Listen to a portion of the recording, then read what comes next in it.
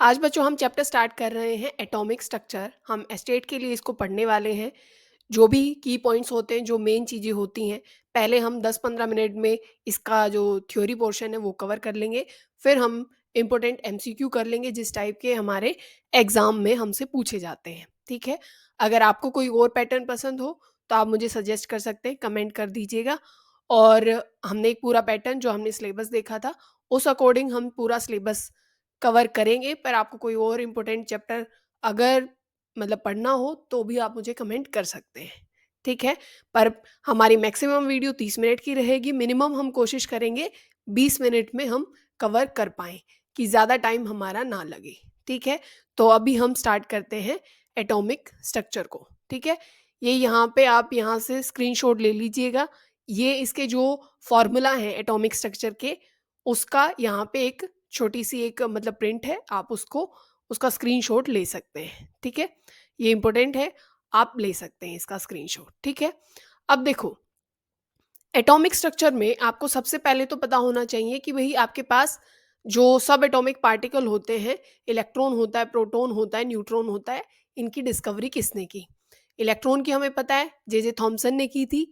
Proton की पहले तो हमें जो हम पढ़ रहे थे उसमें गोल्डस्टीन आता था, पर अगर अब आप चेक करने लगोगे तो आपको रदरफोर्ड मिल जाएगा, ठीक है? कौन मिलेगा? रदरफोर्ड। और न्यूट्रॉन में आपको पता होगा न्यूट्रॉन की किसने की थी? जेम्स चैडविक ने की थी। फिर आपको पता होना चाहिए इन सब का मास और चार्ज इनके ऊपर क्या है। अगर आप इलेक्ट्रॉन की बात करें तो इलेक्ट्रॉन के ऊपर जो चार्ज होता है वो होता है 1.6 इंटू 10 की पावर -19। इसको माना जाता है माइनस में, और यही प्रोटॉन का होता है वो प्लस में हो जाता है 1.6 इंटू 10 की पावर -19 कूलम, ठीक है? न्यूट्रॉन पे कोई चार्ज होता नहीं है। अगर आप इलेक्ट्रॉन की मास की बात करें तो वो कितना होता है? 9.1 इंटू 10 की पावर -31, ये केजी में है। अगर आपको ग्राम में करना है तो वो कितना हो जाएगा? -28 ग्राम, ठीक है? अगर आप प्रोटॉन की बात करें तो प्रोटॉन का मास होता है, ये लगभग रहता है अपना 1.6 इंटू 10 की पावर -27 केजी। और अगर ग्राम में करेंगे तो 1.6 इंटू 10 की पावर ये हो जाएगा -24 ग्राम, ठीक है? आपको मास याद रखने हैं और आपको क्या याद रखना है? चार्ज भी आपको याद रखना है, ठीक है? फिर बात आती है कि जो रदरफोर्ड का जो एक्सपेरिमेंट था, उसमें उन्होंने क्या चीज़ यूज़ की थी, जो गोल्ड फॉइल थी उसके ऊपर किस चीज़ को स्ट्राइक कराया था? तो आपको पता होगा अल्फा पार्टिकल कराए थे। अब अल्फा पार्टिकल क्या होता है? ये क्वेश्चन बहुत बार पूछा गया है कि अल्फा पार्टिकल क्या होता है? अल्फा पार्टिकल हीलियम के न्यूक्लियस को बोला जाता है बच्चों। हीलियम के न्यूक्लियस को, मतलब 2 इलेक्ट्रॉन निकाल दीजिए, 2 पॉजिटिव आ गया, He हीलियम 2 पॉजिटिव को ही अल्फा पार्टिकल बोला जाता है, ठीक है? फिर आपको एटम का रेडियस याद रखना है और जो न्यूक्लियस का रेडियस है वो भी याद रखना है। जो एटम का रेडियस होता है वो 10 की पावर -10 होता है, और अगर आप बात करें किसकी? न्यूक्लियस की, तो 10 की पावर -15 होता है, ठीक है? ये आपको ध्यान रखना है। आपके जो ईएम रेडिएशन जो हमारे पास थी इलेक्ट्रोमैग्नेटिक रेडिएशन, पहले तो ये बोला जा रहा था कि भई इसका कौन-सा वेव नेचर है, कोई बोल रहा था पार्टिकल नेचर है, ठीक है?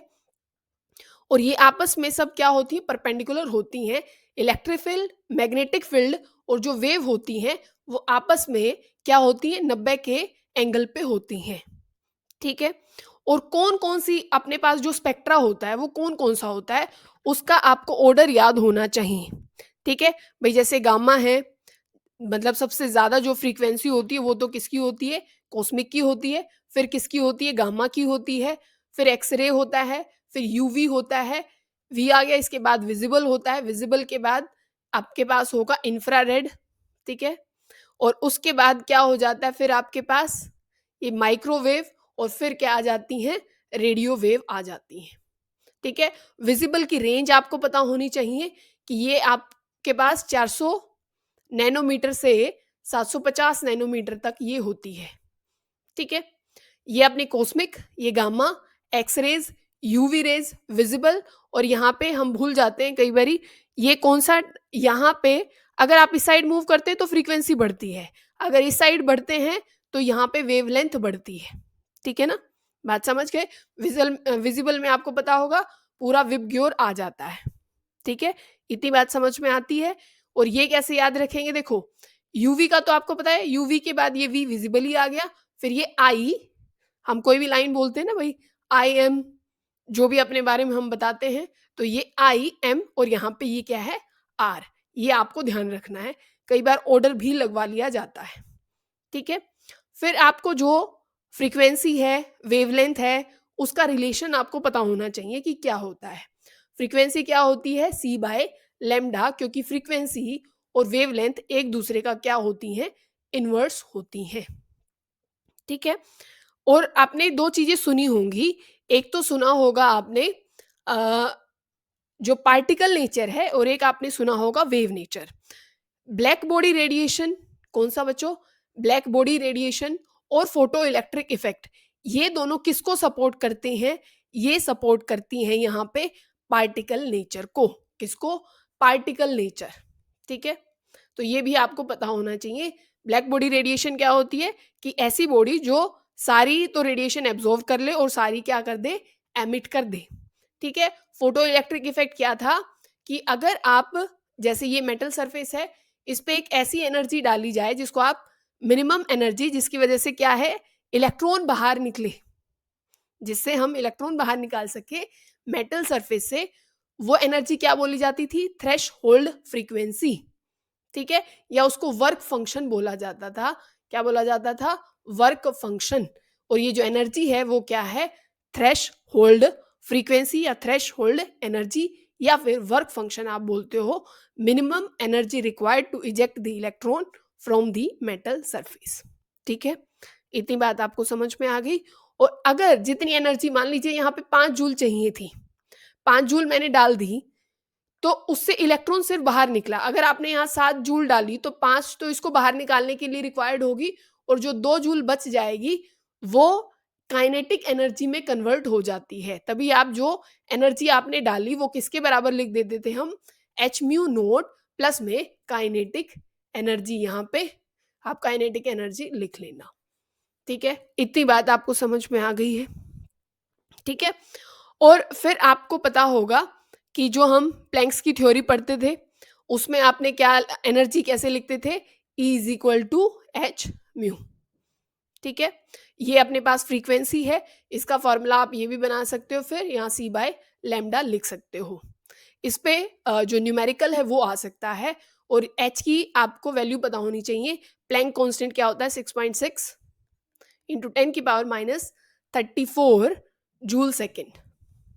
ठीक है, ये आपको पता होना चाहिए। ठीक है, फिर आपको जो बोहर ने बहुत सारे फॉर्मूले दिए थे, उसमें क्या पूछा जाता है वो आपको अभी सारा सुनना है, ध्यान से सुनना है। ठीक है, कि एनर्जी क्या थी, ये सबको, वेलोसिटी में क्या था, वो सब कुछ पता होना चाहिए।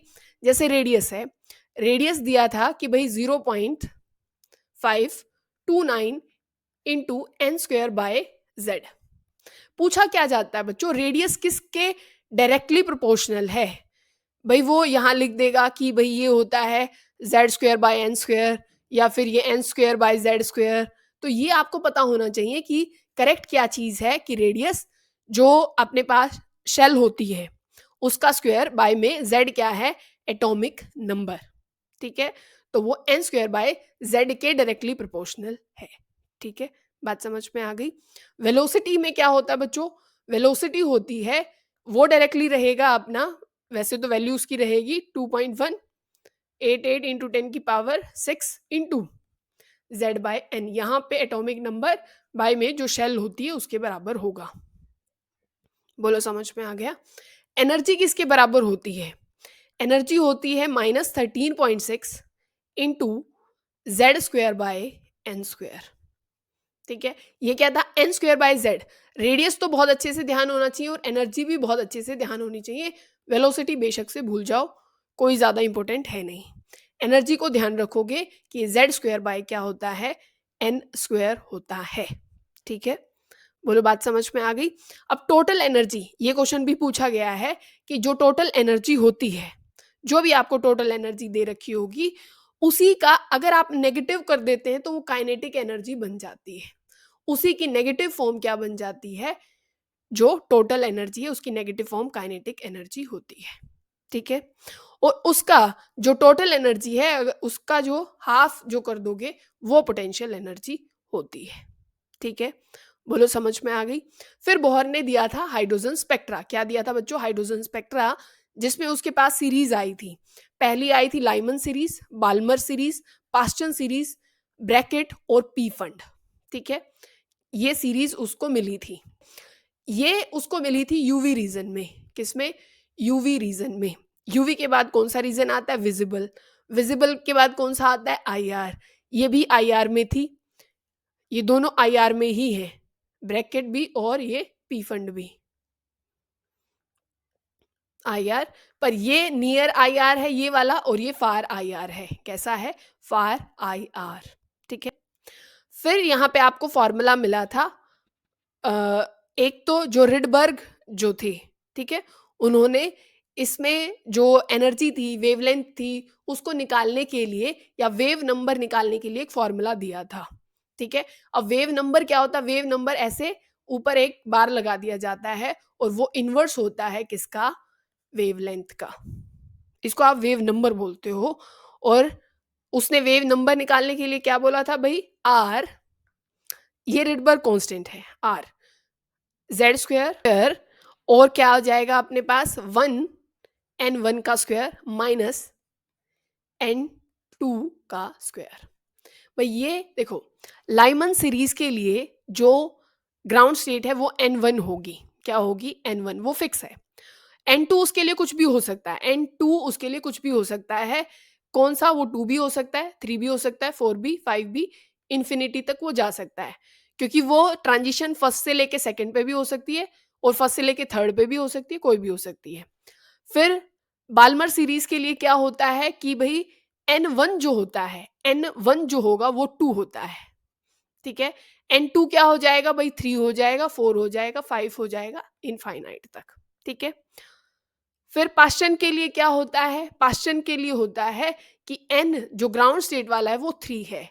वो क्या है? 3। 3 से आगे फिर वो किसी पे भी जा सकता है। 3 से 4 पे जा सकता है, 5 पे जा सकता है। ठीक है, वो आपको क्या बता देगा भाई? जो सीरीज है वो है आपके पास, चाहे वो बाल्मर, मान लीजिए उसने बोल दिया बाल्मर सीरीज है, तो n1 आपका 100% क्या हो गया है? n1 आपके पास 100% 2 हो गया है। क्या हो गया है? 2। अब वो बताएगा भाई किस पे जंप किया, तीसरे पे गया, चौथे पे गया, पांचवें पे गया, किस पे गया है। ठीक है ना, तो फिर उसके हिसाब से आप यहाँ पे लिख दोगे जो, और r की वैल्यू होती है 109, ठीक है, 677। ये किसकी होती है वैल्यू? रिडबर्ग कांस्टेंट की सेंटीमीटर इनवर्स में होती है। ठीक है, ये एटॉमिक नंबर है जिसका स्क्वायर आपको करना है। इतनी बात आपको समझ में आ गई। फिर था जो ड्यूअल नेचर ऑफ लाइट था। ड्यूअल नेचर ऑफ लाइट जो लैम्डा इज इक्वल टू, आपको ये पता लग गया होगा, प्लैंक कांस्टेंट जिसको आप बोल रहे हो, और ये है मोमेंटम p। कि भाई लाइट के पास दोनों नेचर हैं, वेव भी है और पार्टिकल भी है। ठीक है, यहाँ पे, और p को आप क्या लिख सकते हो? Lambda is equal to h by M V. ये इस पे न्यूमेरिकल पूछा गया है इस फॉर्मूले पे, ये आप ध्यान रखेंगे। ठीक है, फिर क्या था? Heisenberg uncertainty principal. क्या था? Heisenberg uncertainty principal. वो क्या कहता है कि भाई एक टाइम पे, एक ही टाइम पे आप जो आपके पास इलेक्ट्रॉन है उसकी पोजीशन और उसकी वेलोसिटी आप एक साथ नहीं बता सकते हैं। ये हाइजेनबर्ग प्रिंसिपल कहता है। फॉर्मूला क्या है?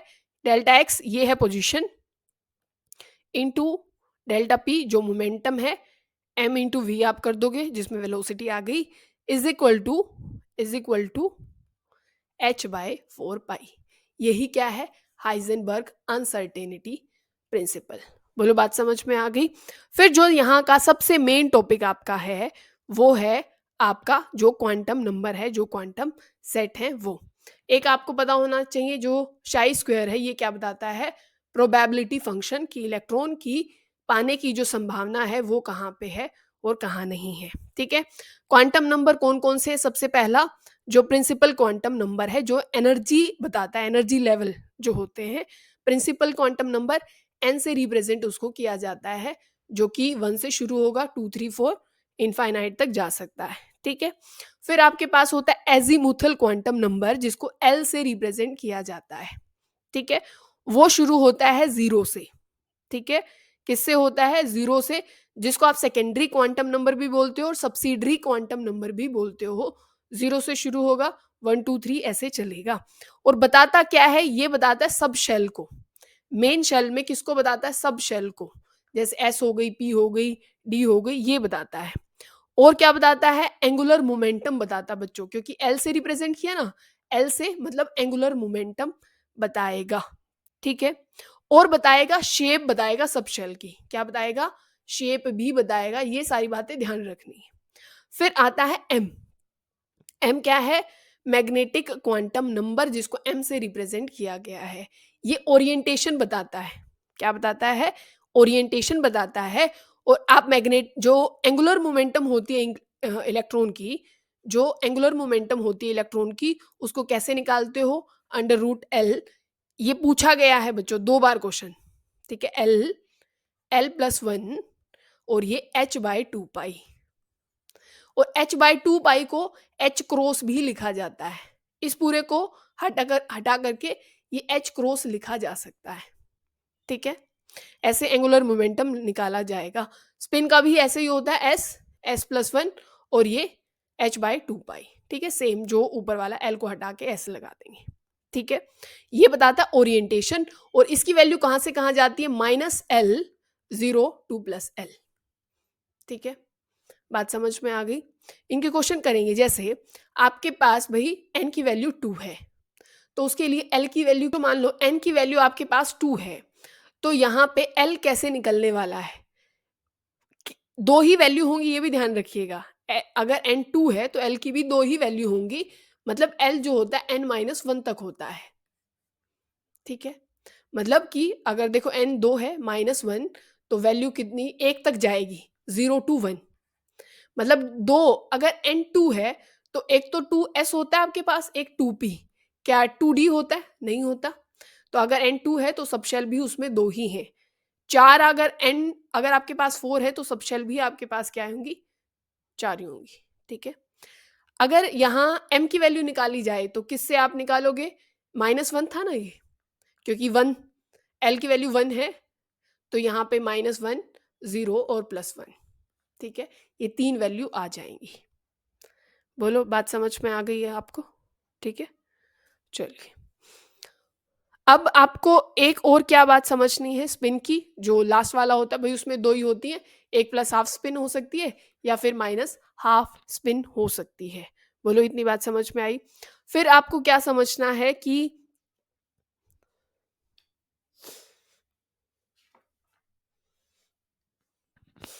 फिर आपको प्रिंसिपल समझना है बच्चों, कौन सा? Pauli exclusive principle. Pauli exclusive principle, इसने क्या बताया कि भाई जो आपके पास 2 इलेक्ट्रॉन हैं एक ऑर्बिटल में, उन दोनों का क्वांटम सेट एक जैसा नहीं हो सकता, ठीक है।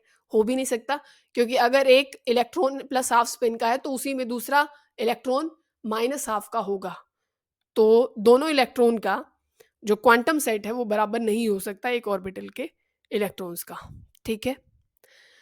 और एक ऑर्बिटल में जो इलेक्ट्रॉन होते हैं उनकी अपोजिट स्पिन होती है, जो अभी मैंने बता दिया। ये पॉली एक्सक्लूसिव प्रिंसिपल कहता है। हुन्स रूल क्या कहता है? हुन्स रूल भी आपने पढ़ा होगा इसी में ही। हुन्स रूल कहता है कि भाई जो आप ऑर्बिटल तब भरते हैं तो पहले सब में एक एक इलेक्ट्रॉन भरिए, अनपेयर्ड उनको करिए, फिर आप दूसरा इलेक्ट्रॉन उसमें भर सकते हैं। ये हुन्स रूल कहता है। एक उफ बाहु प्रिंसिपल आपने पढ़ा होगा, जिसको n+l रूल भी बोला जाता है। क्या बोलते हैं इसको? उफ बाहु प्रिंसिपल। इसका मतलब होता है, ये कोई साइंटिस्ट नहीं है उफ बाहु, इसका मतलब होता है बिल्डिंग अप। क्या होता है? बिल्डिंग अप होता है कि भाई एनर्जी जैसे जैसे बढ़ती जाएगी उस हिसाब से आप इलेक्ट्रॉन भरिए। जैसे सबसे कम है भाई 1s की, फिर है 2s की, तो एनर्जी पहले जिसकी सबसे कम है उसमें इलेक्ट्रॉन डालिए, ये उफ बाहु बोलता है। और इसको n+l रूल किस हिसाब से बोला गया है? कि जिसका सबसे कम सम होगा, मिनिमम सम होगा n+l का, उसी में पहले इलेक्ट्रॉन आएगा।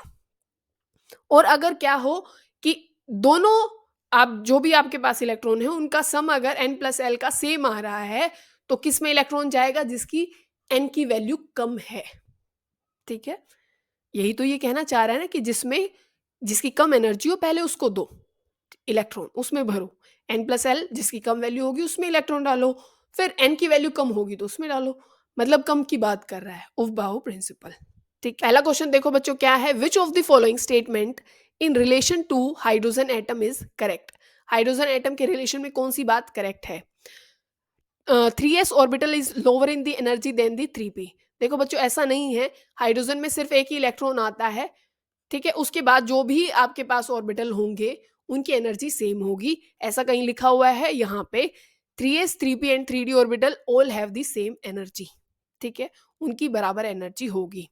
अब नेक्स्ट देखो क्या है? ए सब शेल विद n 6 है, सब शेल n उसकी वैल्यू है 6 और l की वैल्यू है 2। अब ध्यान से देखो, अगर 0 1 2 3 ऐसे वैल्यू है, अगर 0 है l की तो वो s है, 1 है तो वो p है, 2 है तो वो क्या है? d है, 3 है तो वो f है, ठीक है? अब यहाँ पे आप क्या करोगे? n क्या है? 6 और l की वैल्यू है 2, तो मतलब ये है 6d और d में कितने इलेक्ट्रॉन आ सकते हैं? 10, ठीक है? अब नेक्स्ट देखो, the number of spherical nodes in 3p orbital are. और वो नोड वाला जो टॉपिक है हम वो भूल गए थे। तो देखो ऑर्बिटल दो होते हैं, एक होता है रेडियल, ठीक है? या आप उसको बोलते हो जैसे स्फेरिकल नोड होते हैं, एक तो क्या होते हैं स्फेरिकल और जिसको रेडियल भी बोला गया है, और एक होते हैं एंगुलर, ठीक है? एंगुलर भी बोला जाता है। स्फेरिकल नोड और कौन से? Angular node. स्फेरिकल को आप कैसे निकालते हो? स्फेरिकल को आप निकालते हो n माइनस l माइनस 1 से, ठीक है? एंगुलर देखो, एंगुलर जहां पे भी वर्ड आता है, एंगुलर हमने मोमेंट वो पढ़ा जो अपने पास क्वांटम सेट था उसको सीधा एल से लिख रहे थे ना, तो एंगुलर नोड एल से ही निकलता है, जो एल की वैल्यू होगी वही एंगुलर नोड होगा। जैसे अगर बच्चों 3p में एंगुलर नोड पूछा होता तो p की वैल्यू देख लो, p के लिए l की वैल्यू क्या होती है भाई? s के लिए 0 होती है, p के लिए 1 होती है, तो 1 ही इसमें एंगुलर नोड होगा। स्फेरिकल क्या होगा? n minus L minus 1, n क्या है? 3 है, l की वैल्यू कितनी है? 1 है, -1, तो ये कितना बच गया हमारे पास? 1 बच गया, तो एक ही नोड होगा, ठीक है? फिर देखो इसमें क्या है? Which of the following set of quantum number represent the highest energy of an atom? Highest energy बतानी है, किसकी ज्यादा एनर्जी होगी? देखो हम पहले इसमें 3 और 4 वाले इसमें देख लेते हैं, ठीक है? इस वाले में और इस वाले में, क्योंकि n की वैल्यू के हिसाब से हम देख रहे हैं और तो सब कुछ सेम है। तो अगर n की वैल्यू 3 है और l की वैल्यू 2 है, ठीक है? मतलब ये 3d है और n की वैल्यू 4 है और l की वैल्यू यहाँ 0 है, मतलब कि वो s होगा। अब ये बताओ, इसने पूछा हाईएस्ट एनर्जी किसकी है? अब पहले उसमें इलेक्ट्रॉन डाला जाता है जिसकी एनर्जी कम होती है, तो पहले 4s में इलेक्ट्रॉन डालते हैं कि नहीं डालते? फिर बाद में 3d आता है, बाद में आता है ना, तो ज़्यादा एनर्जी हो जाएगी 3d वाले की, ठीक है? अब देखो, in hydrogen atom energy of first excited state, ये एनर्जी दे रखी है। Then find the kinetic energy, आपको बतानी है। मैंने क्या कहा था? जो भी टोटल एनर्जी दे रखी है उसी को माइनस कर दोगे तो वो उसकी काइनेटिक एनर्जी बन जाएगी। इसको माइनस करोगे तो प्लस हो जाएगी, मतलब 3। क्वेश्चन देखो बच्चों क्या है? The orbital are called degenerate when. Orbital को डीजनरेट कब बोला जाता है? तब उनकी एनर्जी सेम होती है। क्या होती है? डीजनरेट तभी बोला जाता है तब एनर्जी सेम होती है, ठीक है? अब नेक्स्ट देखो क्या है? A body of mass 10 mg, mass क्या दे रखा है? 10 mg दे रखा है, is moving with velocity, velocity दे रखी है आपको 100, और द वेवलेंथ, आपसे वेवलेंथ पूछी गई है। अभी मैंने डी ब्रोगली का फॉर्मूला आपको लिखवाया था, क्या होता है? Lambda is equal to h/mv। Lambda हमसे निकलवाया गया है, h की वैल्यू आपको पता है 6.6 इंटू 10 की power -34 joule second, joule second. और मास क्या है आपके पास? 100 नहीं 10 mg, ठीक है? जिसको आपको केजी में आपको चाहिए होगा, किसमें? केजी में आपको रिक्वायर्ड होगा। इसको कैसे कन्वर्ट करोगे?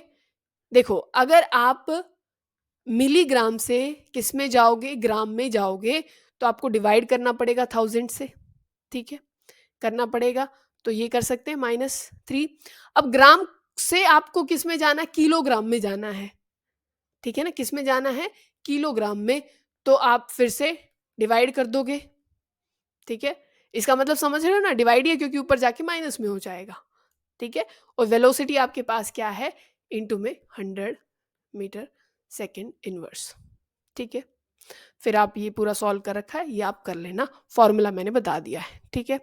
अब नेक्स्ट देखो, the electron of the same orbital can distribute by, अब नेक्स्ट क्वेश्चन देखो बच्चों क्या है, the electron of the same orbital can be distinguished by, कैसे आप डिफ्रेंशिएट कर सकते हो, एक ही मतलब ऑर्बिटल में दो इलेक्ट्रॉन है, कैसे बताओगे, एक की प्लस हाफ स्पिन होगी, एक की माइनस, तो स्पिन क्वांटम नंबर से बताओगे, ठीक है।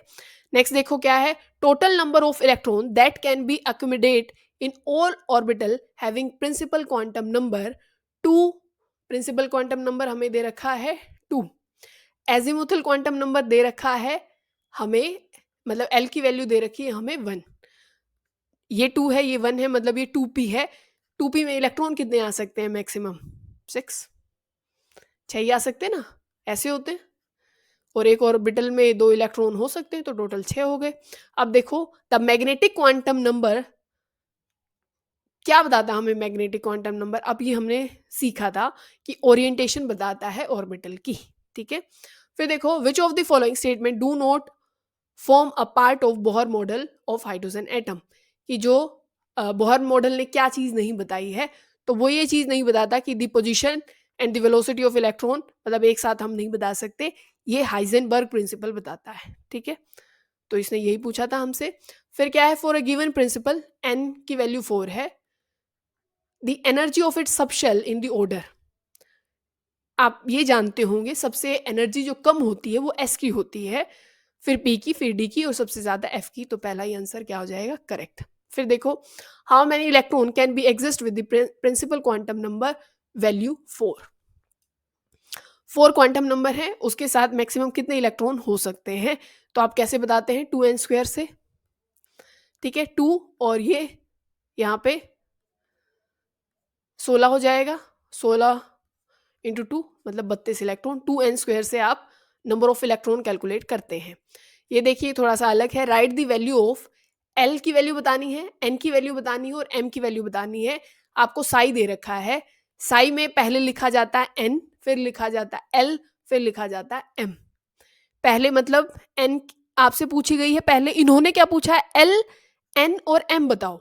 एल की वैल्यू कितनी हो गई, 1, ठीक है, और एन की वैल्यू कितनी हो गई हमारे पास यहाँ पे 3, ठीक है, और 0, मतलब पहला ही आंसर ठीक। फिर देखो total number of nodes for 3D orbital is, total number of node निकाले जाते हैं n-1 से, ठीक है। स्फेरिकल किससे निकाले गए थे, n-l-1 से, और एंगुलर नोड निकाले गए थे l से, टोटल नोड निकाले जाते हैं n-1 से। n कितना है 3 और -1 मतलब कितने हो गए 2, ठीक है। देखो विच of the following set of quantum is not valid, इनमें से कौन सा वैलिड नहीं है, देखो n की वैल्यू दे रखी है 1, क्या उसके लिए l की वैल्यू 2 हो सकती है, क्योंकि l तो निकाला ही जाता है n-1 करके, ठीक है। तो क्या 1D आपने कभी देखा बच्चों, ये तो पॉसिबल ही नहीं है, ठीक है। और n1 l1 भी नहीं हो सकता था, क्योंकि 1p भी नहीं होता है, सिर्फ 1s होता है, ठीक है ना। अब देखो what is the shape of the orbital whose l value is 1, l की वैल्यू 1 है, शेप क्या होगी, डंबल होती है, और अगर l2 होता, d वालों की है डबल डंबल्ड, ठीक है, और l अगर 3 होता तो कॉम्प्लेक्स हो जाती, और l अगर 0 हो जाता तो स्फेरिकल हो जाती, क्योंकि s हो गया, डंबल p के लिए हो गया, डबल डंबल d के लिए हो गया, कॉम्प्लेक्स f के लिए हो गया, ठीक है। अब देखो which scientist gave the concept of fixed energy, किसने बोला था, नील बोहर ने, ठीक है, क्योंकि रदरफोर्ड तो बोल रहा था भाई एक एनर्जी के साथ वो घूमते जाएंगे, तो फिर वो न्यूक्लियस में गिर जाते, वही उनका फेलियर था, ठीक है। फिर क्या है, which of the following pair are isobar, ये दोनों टर्म आपको याद रखनी है, आइसोटोप भी और आइसोबार भी। आइसोटोप क्या होते हैं? जिनका जो नंबर ऑफ न्यूट्रॉन जो है जिसमें डिफरेंट होते हैं। जैसे आपके पास हाइड्रोजन हो गया, ड्यूटे मतलब जिसको आप प्रोटियम, ड्यूटेरियम और ट्रीटियम बोलते हैं। प्रोटियम, ड्यूटेरियम और ट्रीटियम। तो उनमें एटॉमिक नंबर तो सबका सेम है, पर मास क्या है? डिफरेंट है। ठीक है? मास डिफरेंट, तो वो हो जाते हैं आइसोटोप। और जहाँ पे मास तो सेम हो जाएगा सबका, आइसोबार में मास तो सबका सेम हो जाएगा, पर एटॉमिक नंबर डिफरेंट होगा। तो इनमें से देखो ऐसा कौन है? मास सेम है, मास सेम है, एटॉमिक नंबर डिफरेंट है, तो यही आइसोबार हो जाएंगे। नेक्स्ट क्वेश्चन देखो बच्चों क्या है? Which of the following does not match the characteristics of an isotope? ठीक है, क्वेश्चन समझ में आ गया होगा।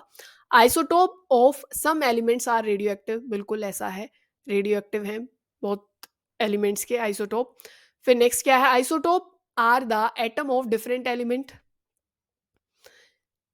और isotope differ in the number of neutron, बिल्कुल ये तो ठीक है। Isotope have similar chemical properties, क्योंकि जो इलेक्ट्रॉन होते हैं बच्चों वो तो सेम होते हैं, न्यूट्रॉन में डिफर करता है और वहाँ केमिकल प्रॉपर्टी चेंज नहीं होती, तो ये भी ठीक है। आंसर बी हो जाएगा कि भाई वो सेम एलिमेंट के होते हैं आइसोटोप, डिफरेंट एलिमेंट के नहीं होते सेम, क्योंकि एटॉमिक नंबर तो सेम ही होता है ना, तो आंसर ये करेक्ट हो जाएगा। फिर देखो, no two electron have the same set of all four quantum number, ये बात बिल्कुल ठीक है कि क्वांटम नंबर सबका सेम नहीं हो सकता है। ठीक है, सेम नहीं होगा, डिफरेंट होगा। The principal quantum number describe, energy बताता है बच्चों, क्या बताता है? एनर्जी, और तो किसी में है नहीं, तो पहला ही हो जाएगा। What was the source of alpha particle in the Rutherford scattering experiment? तो हीलियम, न्यूक्लियस ही सोर्स है, उसी को मैंने बताया था, हीलियम 2 पॉजिटिव को ही हम अल्फा पार्टिकल बोलते हैं।